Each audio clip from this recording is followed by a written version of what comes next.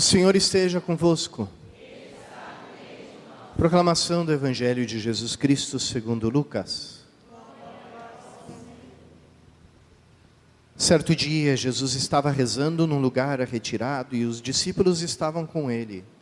Então, Jesus perguntou-lhes: quem diz o povo que eu sou?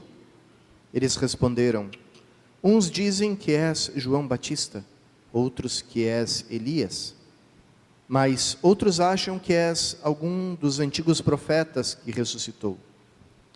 Mas Jesus perguntou: e vós, quem dizeis que eu sou?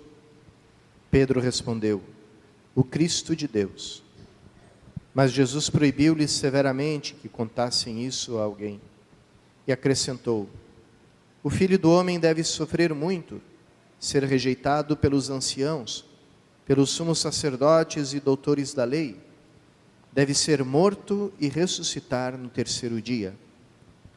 Depois Jesus disse a todos: se alguém me quer seguir, renuncie a si mesmo, tome sua cruz cada dia e siga-me. Pois quem quiser salvar a sua vida, vai perdê-la. E quem perder a sua vida por causa de mim, esse a salvará. Palavra da salvação. Glória a vós, Senhor.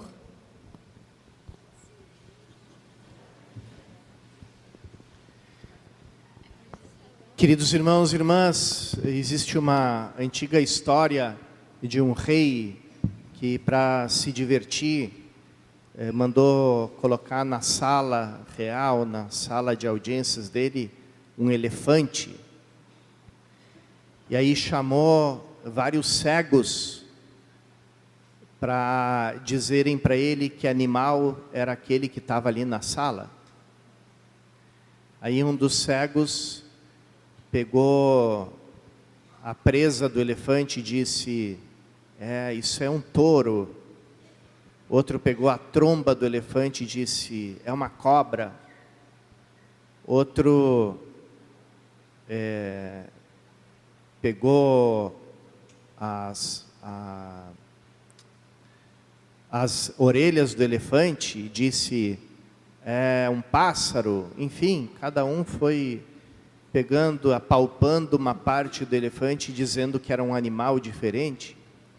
E aí eles começaram a brigar entre eles, discutir, porque cada um achava que tinha razão, e acabaram brigando uns com os outros, se embolando numa briga, batendo uns nos outros, e o rei dando muita risada, se divertindo muito com aquela situação.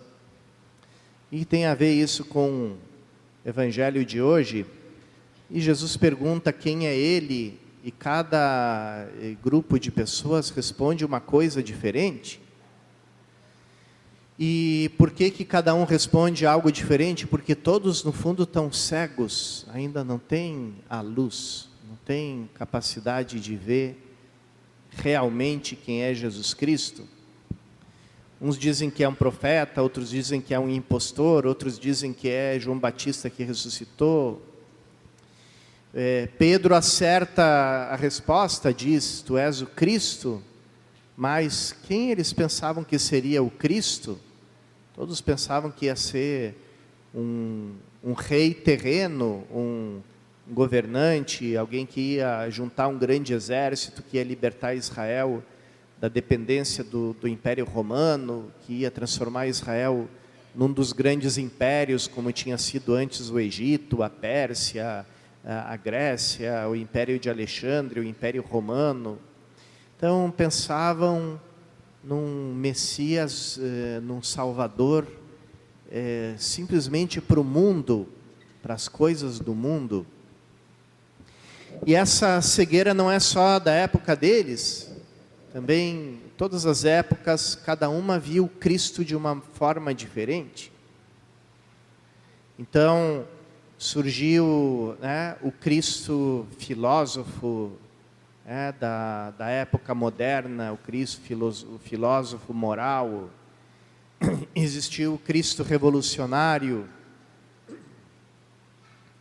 Na época do nazismo, Hitler escreveu no seu livro, Minha Luta, que ele se inspirava naquele homem que foi o primeiro a enfrentar os judeus, né, e se referia a Jesus Cristo. Então, existia um Cristo nazista, existia um Cristo socialista, o Cristo que foi contra os poderosos, que ficou ao lado do povo.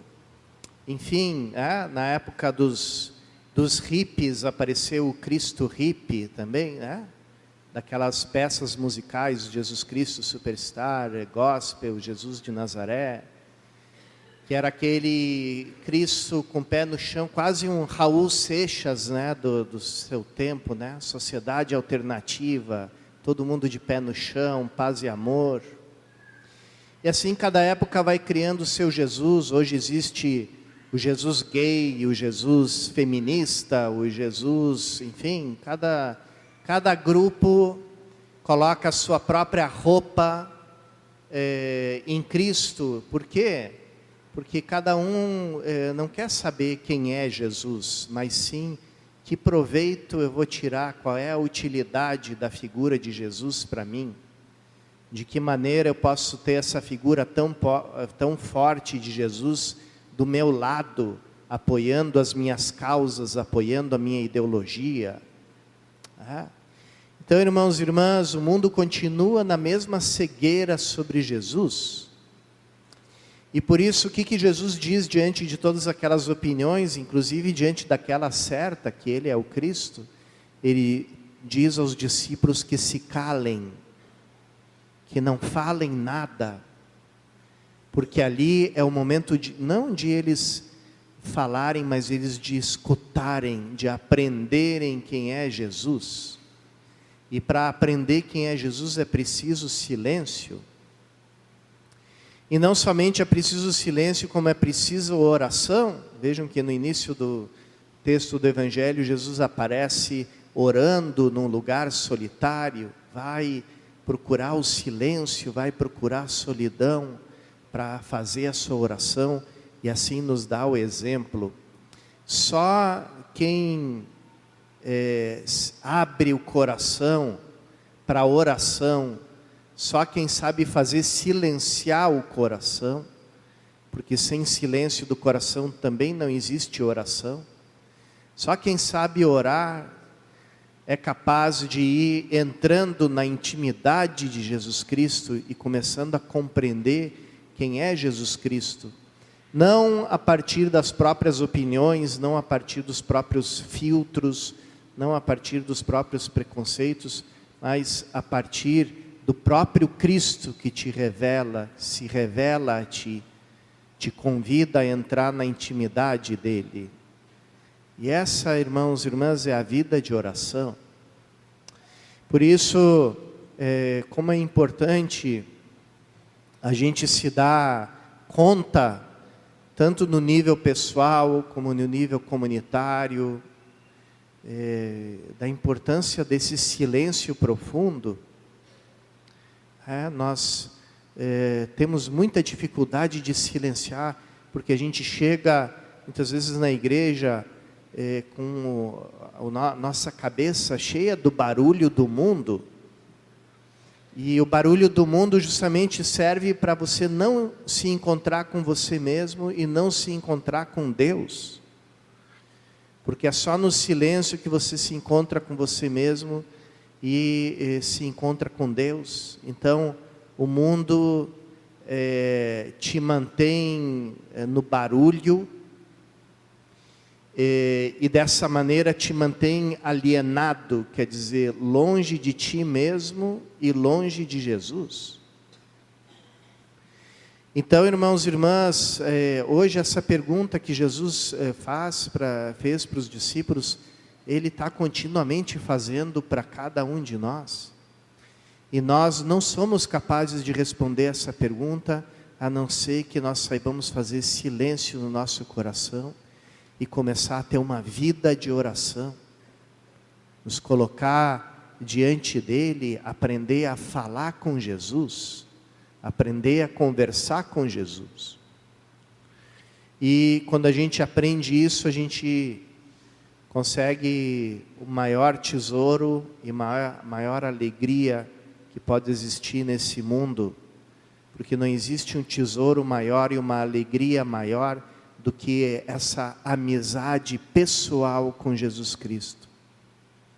Vamos então pedir a Ele nesse domingo, em que Ele outra vez nos pergunta quem Ele é, a graça de saber silenciar o nosso coração, a graça de aprender a rezar, a graça de aprender a conversar com Jesus Cristo, e aí conhecer quem Ele é, e a partir desse conhecimento anunciar Jesus a todos os nossos irmãos e irmãs.